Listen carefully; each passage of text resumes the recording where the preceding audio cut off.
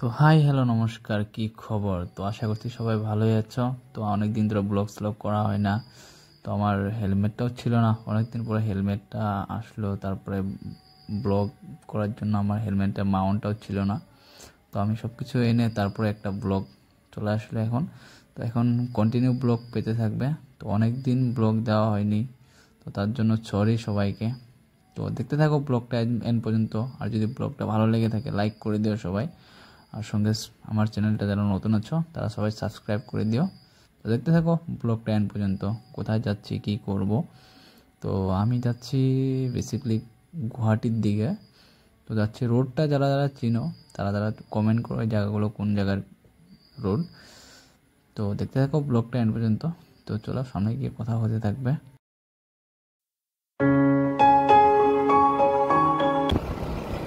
এখন এই রাস্তাটা আগের থেকে অনেক বহল করবে, ঠিক আছে?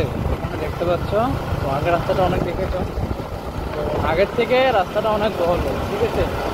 তো ওখান দিয়ে আর চলতে আর অসুবিধা হবে না, আগের থেকে প্রচণ্ড ভালো হবে রাস্তাটা। আগে হয়তো আমাদের গুয়াহাটির যে রাস্তা। ওকে, দেখতে থাকো ব্লগটা এন্ড পর্যন্ত। যখন কামাখ্যা মেলার সময় এসেছিলাম, তো সামনে একটা রাস্তা ছিল, এই রাস্তাটা দিয়ে সামনে একটা অ্যাক্সিডেন্ট হয়েছিল। আমার চোখের সামনে ছিল অ্যাক্সিডেন্টটা। তো অ্যাক্সিডেন্টটা হওয়ার উদ্দেশ্য ছিল এরকম, যেগুলো ছেলে যে আমার সামনে যে দেখলে তখন আমি চেক করেছিলাম, তো এরকম ছেলে একটি ছিল, মাত্র করে এসেছিলাম মোটামুটি 7টার দিকে এসেছিলাম আমি। তখন এরকম একটা ছেলে 220 পালসার নিয়ে আমি আসছি, আমার মতো আমি আসছি। তো হেলমেট ছেলেটা মাথায় কিছু ছিল, এরকম রাত্রে 7টার দিকে একদম অন্ধকার।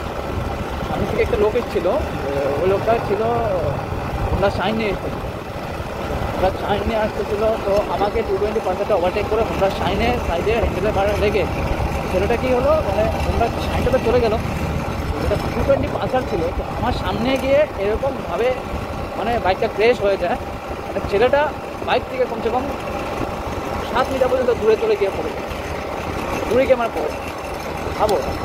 ভাবছিলাম কালকে গুয়াহাটি আসবো, তো কালকে রিসেন্টলি গুয়াহাটি আসা হয়নি, তো আজকে আসলাম। আজকে অল্প ওয়েদারটাও ঠিক আছে, বৃষ্টি বৃষ্টি ভাবও আছে, আবার রৌদ্রটাও আছে, দেখতে পাচ্ছ।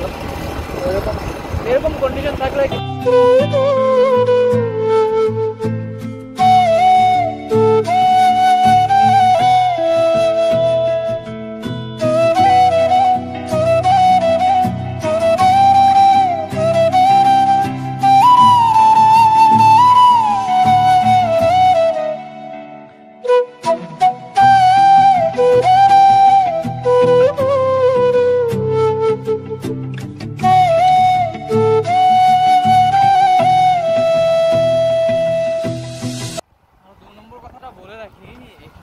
আসলে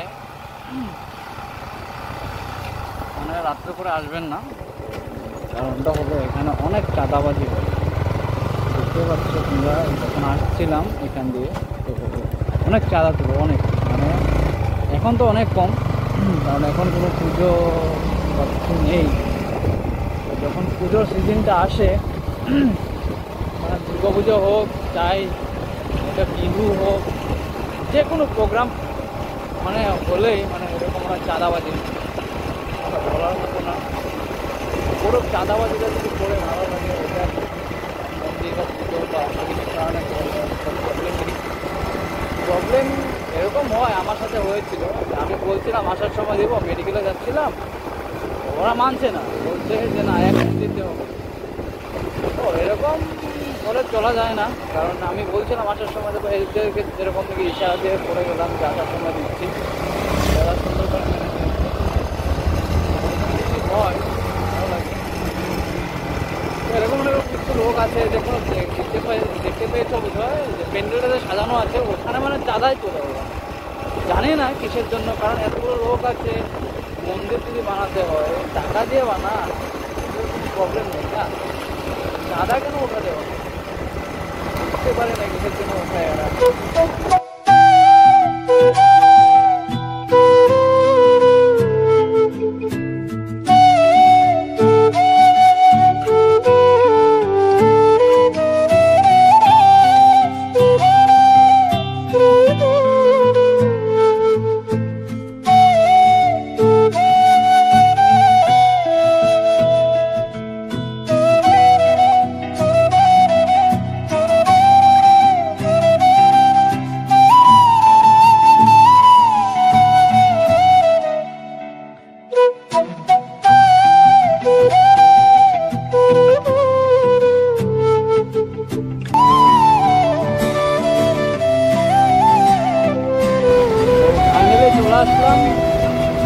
জালুকবাড়ি থেকে যাচ্ছি আনন্দগাঁও।